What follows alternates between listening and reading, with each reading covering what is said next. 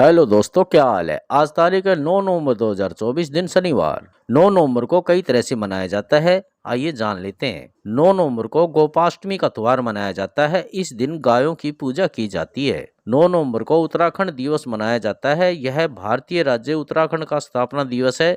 साल 2000 में इसकी शुरुआत हुई थी। 9 नवंबर को जर्मन एकता दिवस मनाया जाता है। इस दिन बर्लिन की दीवार गिरी थी, जिससे जर्मनी का विभाजन खत्म हो गया था। 9 नवंबर 1923 को एडोल्फ हिटलर ने अपने सहयोगियों के साथ लोकतांत्रिक रूप से चुनी गई सरकार को उखाड़ फेंकने की कोशिश की थी। इस दिन को सार्वजनिक अवकाश घोषित किया गया था। 9 नवंबर 1918 को केसर विलियम द्वितीय को अपना सिंहासन त्याग कर जर्मनी से भागकर हॉलैंड जाना पड़ा।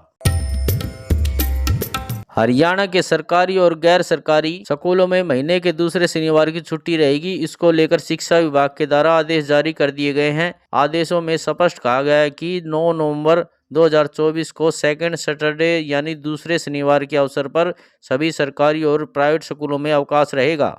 आदेश में यह भी लिखा है कि यह देखने में आ रहा है कि राजपत्रित स्थानीय अथवा अन्य घोषित छुट्टियों के दौरान कुछ स्कूल पढ़ाई के अतिरिक्त अन्य क्रियाकलापों के लिए विद्यार्थियों को स्कूल बुलाते हैं, जो कि गलत है। इसलिए सभी जिला शिक्षा अधिकारियों को यह आदेश दिया गया है कि अवकाश के दौरान किसी भी क्रियाकलाप के लिए विद्यार्थी को विद्यालय में न बुलाया जाए। यदि किसी विद्यालय द्वारा आदेश की अवहेलना की जाती है तो इसका मामला विभागीय कार्रवाई हेतु उच्च अधिकारियों को भेज दिया जाएगा। इसको लेकर कोई भी कार्रवाई हुई तो संबंधित स्कूल के मुखिया प्रशासन स्वयं ही इसका जिम्मेदार होगा।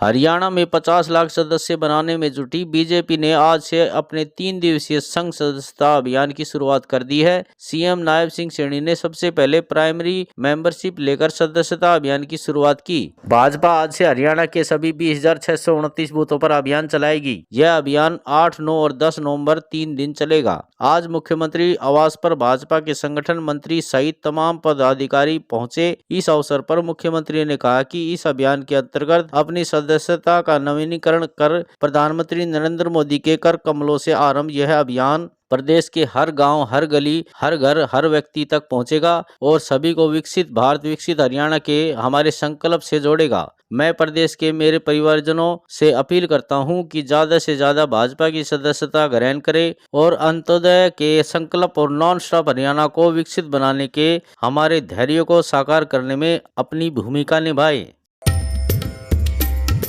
हरियाणा विधानसभा में कल सुबह सांप मिलने से हड़कंप मच गया। सुबह जब कर्मचारी ड्यूटी पर आए तो विधानसभा में सांप देखकर उनके होश उड़ गए। कर्मचारियों ने तुरंत सीनियर अधिकारियों को फोन कर उनकी सूचना दी। इसके बाद वन विभाग की टीम को सूचित किया गया। वन विभाग ने स्नेक एक्सपर्ट को मौके पर भेजा और सांप को पकड़ लिया। इसके बाद कर्मचारियों ने राहत की सांस ली। सांप खतरनाक प्रजाति का रेसेल वाइपर है। यह दुनिया के सबसे खतरनाक सांपों में से एक माना जाता है। इस जहर की एक बूंद भी कई लोगों की जान ले सकती है। बता दें कि आगामी 13 नवंबर से विधानसभा का सत्र शुरू हो रहा है। विधानसभा सत्र के दौरान मुख्यमंत्री समेत कई कैबिनेट और दूसरी पार्टियों के विधायक मौजूद रहेंगे। ऐसे में सांप मिलने से उनकी सुरक्षा पर भी सवाल खड़े हो गए हैं। फिलहाल सांप को पकड़ लिया गया है और उसे दूर जंगल में छोड़ा जाएगा। केरल के वायनाड से चुनाव लड़ रहे कांग्रेस नेता प्रियंका गांधी के चुनाव प्रचार के लिए हरियाणा के बड़े बड़े चेहरे पहुंचने लगे हैं। कांग्रेस विधायक और पूर्व रेसलर विनेश फोगाट और लोकसभा सांसद दीपेंद्र हुड्डा वायनाड पहुंच गए हैं, जहां वह पार्टी की राष्ट्रीय नेता प्रियंका गांधी के लिए वोट मांग रहे हैं। हालांकि हाल ही में केरल के वायनाड से चुनाव लड़ रही कांग्रेस नेता प्रियंका गांधी के प्रचार में जा रहे कार्यकर्ताओं से हरियाणा कांग्रेस प्रदेश अध्यक्ष उदय भान ने अनोखी अपील की है।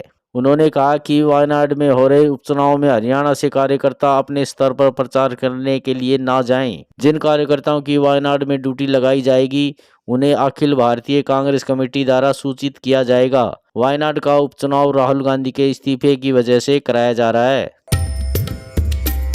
हरियाणा में कांग्रेस अभी तक विधायक दल के नेता का नाम फाइनल नहीं कर पाई है। 13 नवंबर से विधायक दल का शीतकालीन सत्र शुरू होने वाला है। इसी बीच शुक्रवार 8 नवंबर को कांग्रेस प्रवक्ता बाल मुकुंद शर्मा ने दावा किया कि पूर्व मुख्यमंत्री भूपेंद्र सिंह हुड्डा का नाम नेता प्रतिपक्ष की दौड़ में नहीं है। नेता प्रतिपक्ष के लिए केवल 2 नामों पर ही विचार चल रहा है। इसमें पहला नाम अशोक अरोड़ा और दूसरा नाम पूर्व सीएम चौधरी बंसीलाल के बड़े बेटे चंद्रमोहन बिश्नोई का है। अशोक अरोड़ा को जल्द कांग्रेस विधायक दल का नेता चुन सकती है। हरियाणा के पर्यटन एवं जेल मंत्री डॉक्टर अरविंद शर्मा ने डीएपी के मुद्दे पर बोलते हुए कहा कि डीएपी एक ऐसा मटेरियल है जो बाहर से आता है। इसको लेकर सरकार पूरी तरह से गंभीर है और डीएपी हर किसान को मिले इसके प्रयास में लगे हुए हैं। डीएपी की कोई कमी नहीं है। हम सोच लेते हैं कि अब डीएपी आया है, फिर पता नहीं कब आएगा, लेकिन ऐसा कुछ नहीं है। सरकार पूरी तरह से गंभीर है। जेल मंत्री शुक्रवार को करनाल जिला कारागार में पहुंचे थे। अरविंद शर्मा ने जिला जेल में पहुंचने को महत्वपूर्ण मौका बताया। उन्होंने कहा कि 28 नवंबर से 11 दिसंबर तक गीता महोत्सव चलेगा। गीता मनीष स्वामी ज्ञानानंद महाराज की इच्छा थी कि यह शुरुआती कार्यकर्ता जेलों से शुरू किया जाए। जिस तरह से भगवत गीता का प्रचार पूरे देश में ही नहीं पूरे विश्व में हुआ है।